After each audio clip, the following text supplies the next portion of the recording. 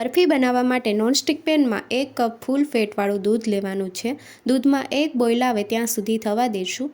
તમે જોઈ શકો છો એક ઉકાળો આવી ગયો છે। ગેસની ફ્લેમ બંધ કરી દઈશું અને દૂધને ઠંડુ કરી લઈશું। આ મીઠાઈ આપણે ખાંડનો ઉપયોગ કર્યા વગર બનાવવાના છીએ।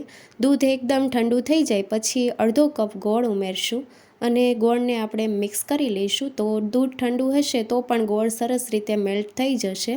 તો આ રીતે તમે જોઈ શકો છો ગોળ મેલ્ટ થઈ ગયો છે। હવે આપણે ગળણીથી ગાળી લઈશું। ગોળ અને દૂધનું મિશ્રણ તૈયાર થઈ ગયું છે। હવે મિક્સર જારમાં આપણે 1 કપ કોપરાનું છીણ ઉમેરીશું।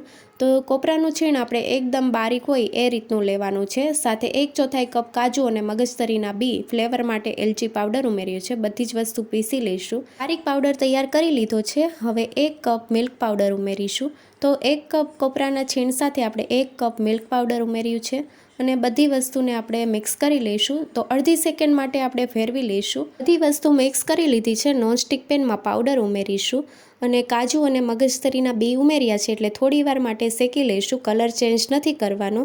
ગેસની ફ્લેમ બંધ કરી દઈશું અને પાવડરને આપણે એક બાઉલમાં કાઢી લઈશું। પેનમાં ગોળ અને દૂધનું મિશ્રણ ઉમેરીશું। તો આ સમયે આપણે પેનને ગેસની ફ્લેમ ઉપર નથી ચડાવવાનું, નીચે જ આ પ્રોસેસ કરવાની છે। સાથે પાવડર ઉમેરીને મિક્સ કરી લઈશું। મિલ્ક પાવડર હોવાના લીધે ગેસની ફ્લેમ ઉપર ચડાવીને જો તમે મિક્સ કરશો તો ગાંઠા વળી જશે। એટલા માટે આ રીતે પેનને નીચે રાખીને પહેલાં મિક્સ કરી લેવાનું। મિશ્રણ એક રસ થઈ ગયું છે। હવે ગેસની ફ્લેમ ઉપર પેનને ચડાવી દઈશું અને થોડી મિનિટો માટે આપણે મિક્સ કરી લઈશું।